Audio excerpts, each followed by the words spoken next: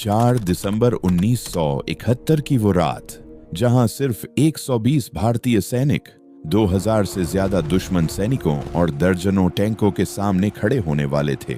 अब सोचो, अगर तुम वहां होते, चारों तरफ अंधेरा, सामने मौत खड़ी और पीछे कोई रास्ता नहीं, क्या तुम रुकते या भाग जाते? लेकिन वो सैनिक भागने वालों में से नहीं थे। कहानी शुरू होती है 1971 से, जब भारत और पाकिस्तान के बीच हालात धीरे धीरे बिगड़ रहे थे। पूर्वी पाकिस्तान में जो हो रहा था वो सिर्फ राजनीति नहीं थी, वो इंसानियत के खिलाफ एक जंग थी। लाखों लोग अपने घर छोड़कर भारत की सीमा में घुसने लगे थे। उनके पास कुछ नहीं था, ना खाना, ना कपड़े, ना उम्मीद, बस एक डर कि अगर वापस गए तो जिंदा नहीं बचेंगे।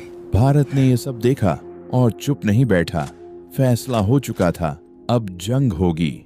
लेकिन ये जंग सिर्फ पूर्वी सीमा तक सीमित नहीं रहने वाली थी, पश्चिमी सीमा पर भी कुछ बड़ा होने वाला था।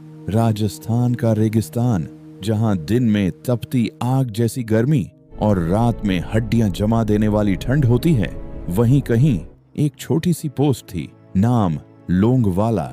न कोई बड़ी फौज, न कोई भारी हथियार, बस 120 भारतीय सैनिक और उनके कमांडर मेजर कुलदीप सिंह चांदपुरी। एक ऐसा नाम जो उस रात इतिहास में हमेशा के लिए दर्ज हो गया। उस रात सब कुछ सामान्य लग रहा था। सैनिक अपनी पोस्ट पर तैनात थे, कुछ आराम कर रहे थे, कुछ पहरा दे रहे थे। लेकिन अचानक दूर कहीं से आती एक अजीब सी आवाज, जैसे भारी मशीनें चल रही हों। एक सैनिक चौकन्ना हो जाता है। वो दूर अंधेरे में झांकता है। पहले उसे कुछ समझ नहीं आता, लेकिन फिर उसे दिखाई देता है चलती हुई परछाइयां, टैंक, बहुत सारे टैंक। उसका दिल तेजी से धड़कने लगता है। वो भागता हुआ मेजर के पास जाता है। सर, दुश्मन आ रहा है और बहुत बड़ी संख्या में। कुछ सेकंड के लिए सन्नाटा। अब फैसला लेना था, पीछे हटना या मुकाबला करना। ऊपर से आदेश साफ था, अगर स्थिति ज्यादा खराब हो तो पोस्ट छोड़ दो। अब ये फैसला मेजर चांदपुरी के हाथ में था। वो चारों तरफ देखते हैं, अपने सैनिकों को देखते हैं।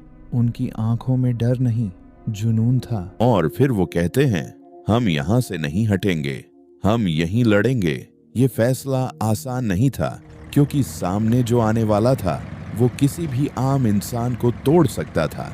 दूसरी तरफ पाकिस्तान ने पूरी तैयारी कर ली थी। उनका प्लान साफ था, लोंगवाला पोस्ट पर कब्जा करो और सीधे जैसलमेर तक बढ़ जाओ। अगर ये सफल हो जाता तो भारत को भारी नुकसान होता। उनके पास सब कुछ था, टैंक, भारी हथियार और संख्या में भारी बढ़त। उन्हें पूरा यकीन था ये पोस्ट कुछ घंटों में गिर जाएगी। लेकिन उन्हें नहीं पता था कि सामने कौन खड़ा है। रात गहरी होती जा रही थी और अब हमला शुरू हो चुका था।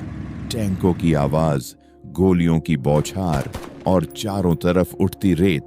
120 भारतीय सैनिक अब पूरी ताकत से जवाब दे रहे थे। हर गोली, हर फायर जिंदगी और मौत के बीच का फर्क था। रेगिस्तान की रेत अब खून से रंगी जा रही थी। लेकिन तभी कुछ ऐसा हुआ जो पाकिस्तान के प्लान में नहीं था। रेत में उनके टैंक फंसने लगे। जितना आगे बढ़ते उतना ज्यादा धंसते, और यही उनकी सबसे बड़ी कमजोरी बन गई। भारतीय सैनिकों ने इस मौके का फायदा उठाया। उन्होंने हर उस टैंक को निशाना बनाया जो रुक गया था। पूरी रात गोलियों और धमाकों की आवाज गूंजती रही। कोई नहीं सोया, कोई नहीं रुका। हर कोई बस एक ही चीज सोच रहा था, जिंदा रहना है और देश बचाना है। लेकिन असली परीक्षा अभी बाकी थी। सुबह होने वाली थी, और अगर सुबह तक मदद नहीं पहुंची तो हालात बदल सकते थे। फिर पहली किरण के साथ आसमान में एक आवाज गूंजती है, जेट इंजन की। भारतीय वायुसेना अब मैदान में उतर चुकी थी। हंटर जेट्स तेजी से नीचे आते हैं और फिर एक के बाद एक धमाके, आग के गोले, टैंक उड़ने लगे। पूरा रेगिस्तान एक जंग का मैदान बन चुका था, जहां हर तरफ धुआं, आग और तबाही थी। पाकिस्तान की सेना, जो रात में आत्मविश्वास से भरी थी, अब बिखर रही थी। उनके टैंक, जो उनकी ताकत थे, अब उनकी हार का कारण बन रहे थे। भारतीय सैनिक, जो पूरी रात लड़े थे, अब उन्हें राहत मिल रही थी, लेकिन उन्होंने हार नहीं मानी। उन्होंने आखिरी तक लड़ाई जारी रखी, जब तक कि दुश्मन पीछे नहीं हट गया। और जब सब कुछ खत्म हुआ तो नजारा ऐसा था जो कोई भूल नहीं सकता।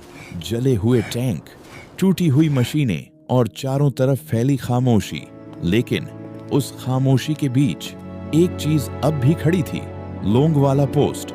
अभी भी भारत के पास 120 सैनिक, जिन्होंने नामुमकिन को मुमकिन कर दिया।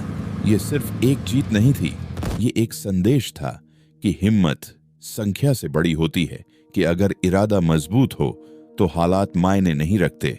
सालों बाद इस कहानी को फिल्म में दिखाया गया। लोगों ने देखा, सराहा और याद रखा। लेकिन फिल्म सिर्फ एक झलक थी। असली कहानी उससे कहीं ज्यादा गहरी थी, क्योंकि वहां कोई कैमरा नहीं था, कोई रीटेक नहीं था। हर फैसला आखिरी हो सकता था, हर गोली जिंदगी खत्म कर सकती थी। और फिर भी उन्होंने हार नहीं मानी।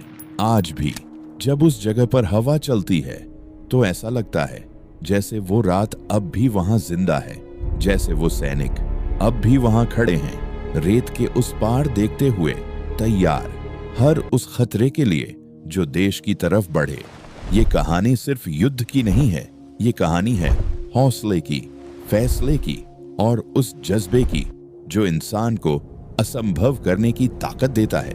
तो अगली बार जब तुम ये सोचो कि हालात मुश्किल हैं, तो याद रखना 120 सैनिक, एक रात और एक फैसला जिसने इतिहास बदल दिया। और शायद अगर उस रात उन्होंने डर को चुन लिया होता तो आज हम ये कहानी सुन भी नहीं रहे होते।